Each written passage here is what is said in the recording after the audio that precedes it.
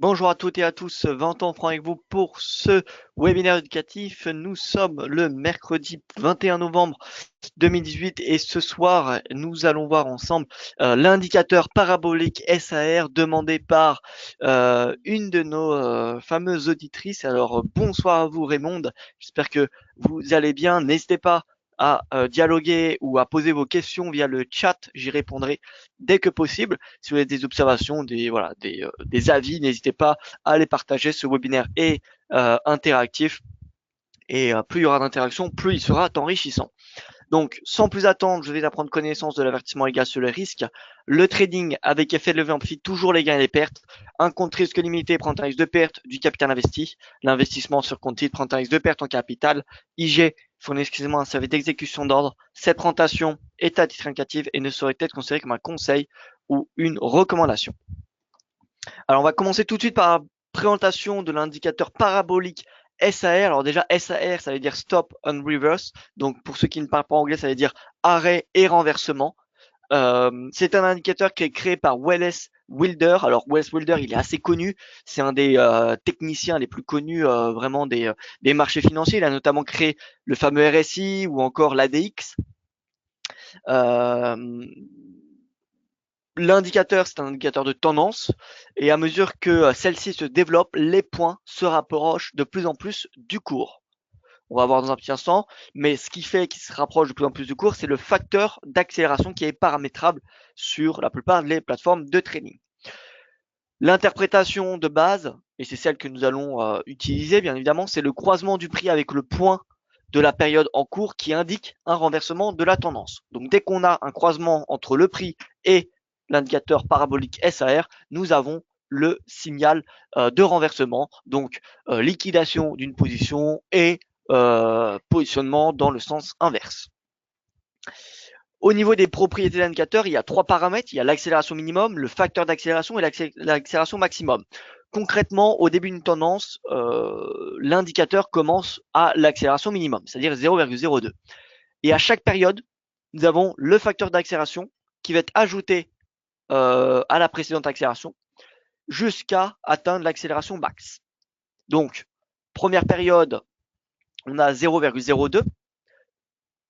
Deuxième période, puisque notre facteur d'accélération ici par défaut c'est 0,02, et bien on fait 0,02 plus 0,02, ça fait 0,04. Et plus cette valeur est importante, et plus le prix va se rapprocher rapidement du cours, jusqu'à atteindre une accélération max, un plafond qui est de 0,2. Donc ça, c'est les paramétrages par défaut.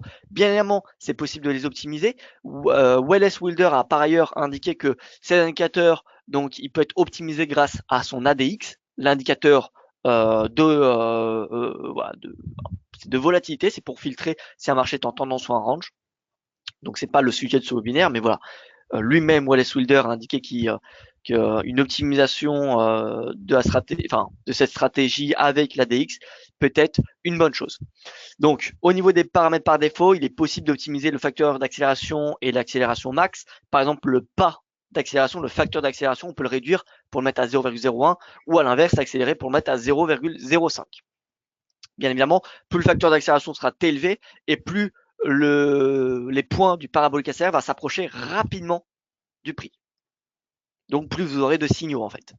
Et enfin, l'accélération max, Wallace Wilder suggère de l'optimiser entre 0,18 et 0,22. Donc voilà le facteur additionnel. Ce que j'ai mis devant vous, c'est deux paraboliques SAR. Donc un facteur additionnel de 0,01 qui est en bleu, vous voyez, et le facteur additionnel de 0,02. Donc les points en vert et en rouge, c'est les mêmes sauf c'est opposé. Mais on va s'intéresser que à ceux d'en bas. Vous voyez que lorsqu'on a un facteur additionnel de 0,02 au lieu de 0,01, on a des points qui vont plus rapide, qui s'approchent beaucoup plus du prix. Alors que quand on est à 0,01, le facteur d'accélération est donc moins, facteur additionnel d'accélération pardon est moins important et donc on a des points plus éloignés. Et donc dès qu'on a le croisement, c'est un signal de changement de tendance. Donc liquidation de position et ensuite, eh bien, si on a un croisement à la hausse, eh bien stratégie haussière. Si on a un croisement à la baisse, on a une stratégie baissière qui peut être mise en place. Donc ce fameux facteur additionnel peut vous aider pour voilà, gérer votre exposition. Si vous pouvez utiliser ce parabolique SAR pour gérer vos stops. Si vous êtes plutôt un trader qui souhaite prendre ses bénéfices relativement tôt et donc ne pas laisser le temps, l'opportunité au marché de respirer pour ensuite un nouveau rebond. Dans ce cas-là, il vous faut un facteur additionnel élevé. Alors qu'est-ce que c'est élevé? Concrètement, 0,02 c'est élevé, 0,05 c'est extrêmement élevé, pour vous donner un ordre d'idée. Alors que si justement vous voulez donner plus de chance, enfin plus d'opportunités, plus de marge au marché pour qu'il respire, pour qu'il y ait un pullback après un rebond et pour pas se faire stopper au moindre pullback, il vous faut un facteur additionnel plutôt faible. Donc 0,01, ça peut faire l'affaire, ou alors même 0,005. Voilà, tout va dépendre de votre profil de risque. Est-ce que l'indicateur parabolique SR est un indicateur magique? Eh bien, comme vous pouvez le constater avec un backtest que j'ai réalisé bêtement sur ProRealTime DJ, vous voyez que on a une courbe qui n'est pas très bonne. Alors finalement, vous voyez que c'est en gain, mais vous voyez qu'on n'a pas vraiment une courbe une courbe de bénéfices vraiment très intéressante, très exploitable. Donc, on peut pas dire que l'indicateur à lui tout seul soit un indicateur qui soit parfait. De toute façon, il n'y a aucun indicateur parfait. Donc la simple utilisation de parabolique SR ne fera pas de vous un trader rentable. Donc là, ce que j'ai fait, le backtest, c'est ni plus ni moins que si on a le prix qui croise à la hausse l'indicateur, on a un achat. Et si on a une clôture à la baisse de l'indicateur, enfin du prix avec les points de l'indicateur, on a une stratégie vendeuse. Voilà, donc c'est tout bête. Hein. Ça veut dire que vous êtes tout le temps dans le marché. Eh bien, vous voyez que il n'y a pas de quoi, c'est pas un indicateur qui est magique. Alors, je vais répondre aux premières questions. Bien évidemment, on va voir ensuite la suite. Bonsoir, je n'ai pas compris comment vous lisiez l'indicateur avec le changement de tendance. Pourriez-vous remontrer un exemple? Alors, bien sûr, Thomas. Alors, bonsoir à vous tout d'abord. Alors, je vais revenir sur voilà ce graphique. Donc, en fait, vous voyez que vous avez des points en dessous, des points au-dessus. Tout simplement, quand on va voir le prix qui va être au-dessus des points, on va avoir une tendance qui va être considérée comme haussière par l'indicateur. Et lorsque le point va passer d'en dessous à au-dessus, c'est-à-dire qu'on a un changement de tendance. Et donc là, on a une tendance qui est baissière. Là, le prix repasse au-dessus des points, les points passent en dessous du prix. On a une stratégie qui devient haussière, etc., etc. Donc dès qu'on a le prix au-dessus des points, on a une stratégie haussière. Enfin, on a une tendance qui est haussière. Et lorsqu'on a le prix en dessous des points, on a une tendance qui est baissière. Et c'est lorsqu'on a ce fameux changement des points entre voilà, qui passe du haut vers le bas, alors on a une stratégie qui est haussière. Parce que le prix passe en dessous à au-dessus des points. Donc voilà, c'est vraiment extrêmement bête en effet comme interprétation. Il n'y a pas besoin d'être un génie. Raymond qui me dit ce qu'il y a si on ne regarde que les points, on arrive trop tard, surtout dans le court terme. Surtout dans le court terme. Alors oui, en fait, ce que vous avez, c'est généralement vous allez avoir ce fameux signal de renversement de tendance lorsqu'on va avoir un breakout, un peu à l'image des bandes de Bollinger. Donc, si vous mettez un facteur d'accélération beaucoup plus important, un facteur additionnel, pardon, dans ce cas-là, vous aurez beaucoup plus de renversement de tendance. Donc, votre indicateur sera beaucoup plus sensible au mouvement du prix. Donc, vous aurez potentiellement plus de faux signaux parce que vous pourriez avoir 2 points au-dessus, puis 3 points en dessous, puis 2 points à nouveau au-dessus, puis 5 points en dessous. Vous voyez, ça va, plus ce facteur d'accélération va être élevé et plus vous allez avoir des renversements de tendance indiqués par l'indicateur. Et à l'inverse, plus le facteur d'accélération sera faible, moins les points passeront du bas vers le haut. Vous voyez, il y aura beaucoup moins de signaux. Voilà, bien évidemment, cet indicateur, donc cet indicateur de tendance, vous l'avez compris, ne fait pas tout. Par contre, on peut, voilà, ça peut donner des signaux d'entrée intéressants, puisque regardez, j'ai fait vraiment une stratégie toute bête, hein. Et avec, comme vous pouvez le constater ici, donc il y a le prix, parabolique SR, donc j'ai caché en noir les paramètres parce que voilà, je veux pas que ce soit interprété comme un conseil d'investissement. Mais vous voyez, avec un filtre, une moyenne mobile, simplement et un ADX, vous voyez, donc moyenne mobile, ADX, parabolique SR, et un stop et un take profit que j'ai paramétré, comment dire, que j'ai paramétré dans un backtest. Vous voyez qu'on a une courbe de gain qui est dorénavant beaucoup plus intéressante, vous voyez, d'un point de vue trading. Alors, bien évidemment, là, j'ai fait ce backtest très rapidement. Il y a encore moyen, bien évidemment, de l'améliorer. Ça prend du temps, etc. Mais voilà, c'est simplement pour vous faire voir que l'indicateur en soi, peu importe l'indicateur que vous utilisez, hein, les bandes de Bollinger, la MACD, ça, je ne cesserai de le répéter dans mes webinaires éducatifs. Peu importe l'oscillateur, l'indicateur que vous utilisez, le plus important, c'est pas l'indicateur, c'est vraiment ce que vous en faites, comment vous l'utilisez. Il n'y a aucun indicateur magique. Pensez plutôt à un système de trading, une stratégie, pardon. Donc, une stratégie, ça comporte des signaux d'entrée, des signaux de sortie, une gestion d'exposition, une gestion de money management. Voilà, c'est tout ça un système de trading. Donc, si vous n'avez pas si vous n'avez que un de ces points, vous ne pourrez pas gagner sur les marchés.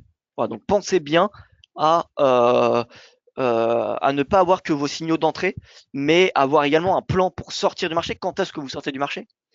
Est-ce que c'est en fonction si vous avez un signal baissier du parabolique SR, ou si c'est parce que voilà, vous avez pris 20 pips de gain, par exemple, ou que le marché a baissé de 10 pips et du coup vous clôturez votre position. Voilà, tout ça, faut y réfléchir en avance. Ça peut dépendre de la volatilité, ça dépend également de l'actif, parce qu'il y a des actifs qui sont beaucoup plus volatiles que d'autres. Voilà. Une stratégie de trading, ça se construit, mais tout ça pour vous dire que, regardez, entre cette courbe du simple backtest basique, achat, si on a le cours qui passe au-dessus des paraboliques SAR, et vente, si on a le cours qui passe en dessous des paraboliques SAR, vous voyez que la courbe de gain n'est pas vraiment très très bonne, puisqu'on a un drawdown vraiment très très important.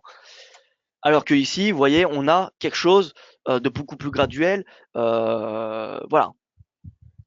Donc, tout ça pour dire que cet indicateur est un indicateur vraiment intéressant. Maintenant, c'est pas seulement grâce à lui que vous pourrez être gagnant. Maintenant, dans cette stratégie que j'ai faite, Parabolic SR donne les signaux d'entrée. C'est-à-dire que si on a un croisement à la hausse, c'est un signal d'achat. Je l'ai utilisé de cette façon. Je l'ai pas utilisé comme stop loss. J'aurais pu, je ne l'ai pas fait. Je l'ai pas fait parce que voilà, je voulais faire vraiment une stratégie bête et méchante, simplement pour vous faire voir que voilà, l'indicateur en soi, c'est important, mais c'est pas ce qui va faire de vous un trader gagnant ou perdant. Vous pouvez utiliser Ishimoku, je sais que c'est très populaire en ce moment. Si vous utilisez Ishimoku seulement, je doute que vous soyez gagnant sur les marchés. Parce que s'il y avait un indicateur magique, tout le monde l'utiliserait. Alors, je regarde les questions. Ce qu'il y a, voilà, donc ça c'est bon. Thomas qui me dit, donc non, ça c'est bon. Raymond, voilà. Ou alors je devrais mettre du 0,03 pour du court terme. Alors, encore une fois, plus votre facteur additionnel d'accélération va être élevé, plus vous allez avoir des signaux de l'indicateur. C'est-à-dire plus souvent vous allez avoir des renversements. Voilà, donc 0,03, peut-être que ça peut vous correspondre. Bien évidemment, vous aurez des signaux beaucoup plus précoces. Voilà. Vous pouvez même utiliser peut-être 0,05. Hein. Voilà, ça peut aller jusqu'à 0,05. Vous pouvez essayer. Alors, Pascal qui me dit bonjour, désolé, je suis arrivé avec 2 minutes de retard. Est-ce que le facteur additionnel est la même que le facteur d'accélération? Alors, bonsoir à vous, Pascal. Alors, non, pas vraiment. Je vais revenir à la première slide et je vais vous expliquer à nouveau. Voilà, comme ça va être bien clair. Donc, on a l'accélération minimum. Donc, c'est là où l'indicateur commence. C'est le facteur d'accélération minimum. Donc, dès qu'on a le renversement, ça commence, ce facteur d'accélération à 0,02. Donc, en soi, 0,02, ça veut rien dire puisque là, j'ai pas mis la formule mathématique de parabolique SR, étant donné qu'elle est extrêmement compliquée. Voilà, il y a pas forcément d'intérêt. Ce qu'il faut savoir, c'est que dès qu'on a un renversement, vous savez, dès qu'on a ce fameux signal, le point commence à 0,02 dans la formule mathématique. Et à chaque point, on va avoir un facteur d'accélération qui va être ajouté au précédent. Donc on commence à 0,02, Ensuite, c'est 0,02 plus le facteur d'accélération. Donc, 0,04. Donc, ça sera le deuxième chandelier après le signal de l'indicateur. Troisième chandelier après le signal de l'indicateur, ça va être les 0,04 plus 0,02, etc., etc., jusqu'à atteindre l'accélération max qui est de 0,2. Voilà. Donc, vous pouvez un petit peu optimiser ce facteur d'accélération. Je répète, plus ce facteur d'accélération sera faible et plus le prix sera éloigné, et plus les points seront éloignés du prix. Et plus ce facteur d'accélération sera élevé, et plus on aura les points qui vont s'approcher rapidement du prix. Regardez ici, je refais voir, facteur additionnel de 1 en bleu, facteur additionnel de 0,02 en vert. Et vous voyez que le vert, donc 0,02 c'est supérieur à 0,01, eh bien il se rapproche beaucoup plus rapidement du prix. Parce que le facteur d'accélération additionnel est plus élevé.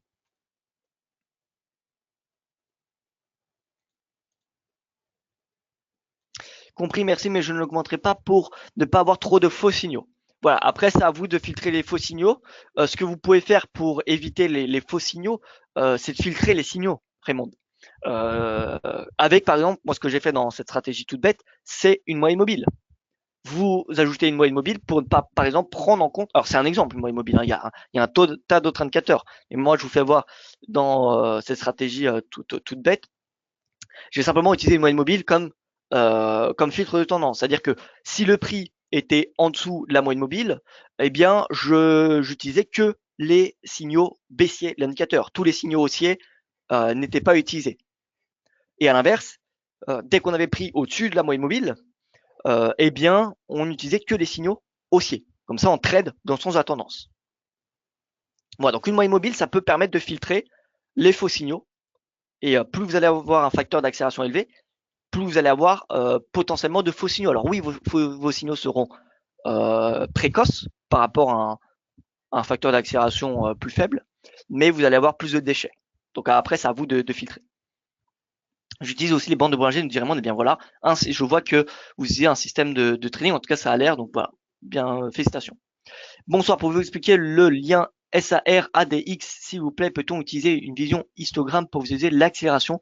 Peut-on coupler SAR et Bollinger? Alors, en soi, on peut coupler SAR avec n'importe quel indicateur. Hein. Moi, je ne suis pas là à limiter les possibilités des stratégies trading. Vous savez, il en existe à l'infini. Hein. Une stratégie trading, c'est un peu comme une peinture. Vous voyez, vous pouvez mettre ce que vous voulez dedans.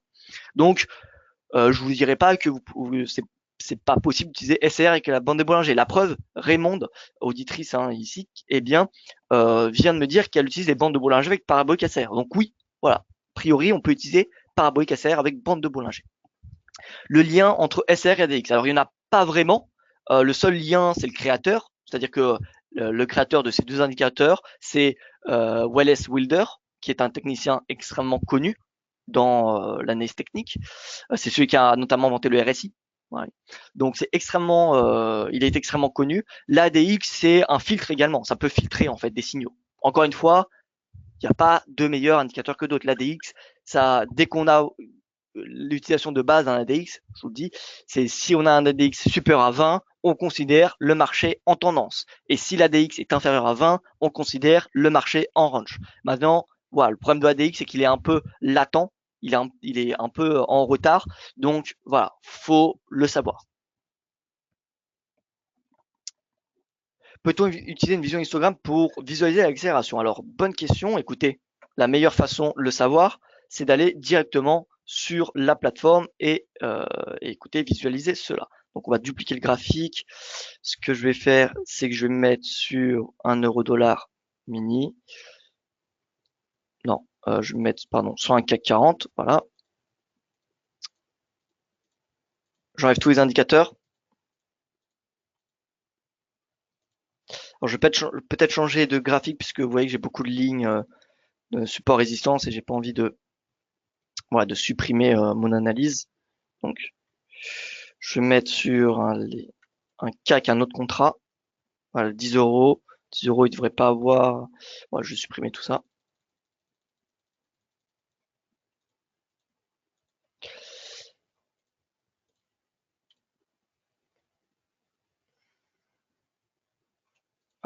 Alors, parabolique SAR.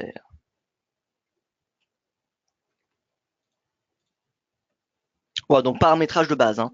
Et au lieu des points, nous allons mettre un histogramme. Alors, c'est pas très visible comme cela.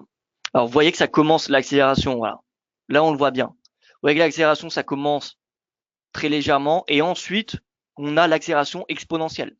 On peut même finalement plutôt utiliser une ligne, ça sera peut-être un peu mieux. Voilà. Regardez les courbes, elles sont de plus en plus pointues. Vous voyez, ça descend vraiment de façon très pointue et ça monte de façon vraiment vertigineuse. Donc voilà, plus le prix évolue longtemps au-dessus des points et plus les points s'approchent rapidement du prix. Donc il y aura toujours des croisements. Il y en aura toujours. Maintenant voilà, si je devais dupliquer et cette fois-ci, donc là on va mettre en vert celui-là et le deuxième en bleu et je vais vous faire voir donc celui-là avec un facteur d'accélération disons de 0,05 pour vous faire voir la différence. Donc on a le vert qui est à 0,02, le bleu à 0,05. Et vous voyez que le 0,05 il croise beaucoup plus le cours beaucoup plus rapidement. Vous voyez là on a un croisement ici, on a un autre, vous voyez on en a eu trois ici. Un croisement à la baisse, un croisement à la hausse, un croisement à la baisse. Alors que là on en a eu qu'un seul. Donc vous voyez, plus vous allez avoir un facteur d'accélération, enfin d'addition, pardon, élevé, et plus vous allez avoir de signaux. Maintenant, il y aura beaucoup plus de déchets.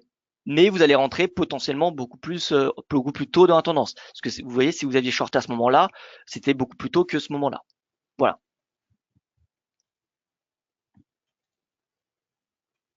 Ah, c'est Philippe, très bien, parce que je vois pas votre nom. Je voyais pas votre nom. Comment voir si on est en tendance avec ADX, quel rapport entre boulanger? Alors là, l'ADX, c'est un autre sujet éducatif. Comme je l'ai dit, je vais pas m'attarder sur l'ADX parce que c'est pas le sujet, mais l'ADX, s'il est au-dessus de 20, ça c'est l'interprétation de base, hein, attention. L'ADX au-dessus de 20 indique que le marché est en tendance. Un ADX en dessous de 20, le marché est en range. Voilà l'interprétation de base. Quel rapport entre Bollinger et SAR? Un exemple. Alors, le lien, encore une fois, il n'y a pas de rapport entre les deux, hein. Ces deux indicateurs, voilà, on aurait pu, enfin, ça peut être autre chose que les bons lingers. Les bons lingers, voilà, ça peut être autre chose. Donc, je vais voir un petit peu, je vais superposer. On va creuser un petit peu l'étude. Alors, parabolique SAR et on va utiliser Bollinger. Voilà, donc on a Bollinger, les bandes, vous les voyez, parabolique également. Ce qu'on va faire, c'est qu'on va paramétrer, voilà, parabolique, je vais simplement mettre en noir pour que ce soit bien clair, pour qu'on voit bien. Voilà, noir les points, pas de couleur. Pas de couleur. Alors pour utiliser les bandes de Bollinger, alors dans ce cas, j'aurais plutôt, je pense, alors après voilà, il n'y a pas de stratégie magique encore une fois, hein. Là, j'ai pas testé la stratégie, je l'ai pas backtesté, donc je vais peut-être vous dire de bêtises. Mais là, pour moi, j'utiliserai plutôt les bandes de Bollinger comme des signaux, c'est-à-dire que dès qu'on a le prix qui clôture au-dessus des bandes de Bollinger, on a un signal d'achat, et j'utiliserai les points comme le stop loss. Et vous voyez qu'on se fait stopper à ce moment-là. Voilà, ça peut être une stratégie parmi des milliers. Encore une fois, les stratégies, c'est comme une peinture. Il n'y a pas de, voilà, on peut en dériver à l'infini. Voilà, je ne sais pas vous Raymond comment vous utilisez ce système entre Bollinger et parabolique SAR, mais j'ai déjà voilà vu des personnes qui utilisaient donc les bandes de Bollinger dans le système comme signaux d'entrée et parabolique SAR comme stop loss, parce que bien évidemment l'indicateur parabolique SAR, les points, ça peut être utilisé comme valeur de stop. Donc vous voyez, là, on a 0,02. Par contre, si on réduit pour mettre un facteur d'accélération beaucoup plus faible, pour laisser plus de chance au marché de respirer, vous voyez qu'on a une tendance, on laisse plus le temps finalement à la tendance à se développer. On laisse plus de chance. Voilà.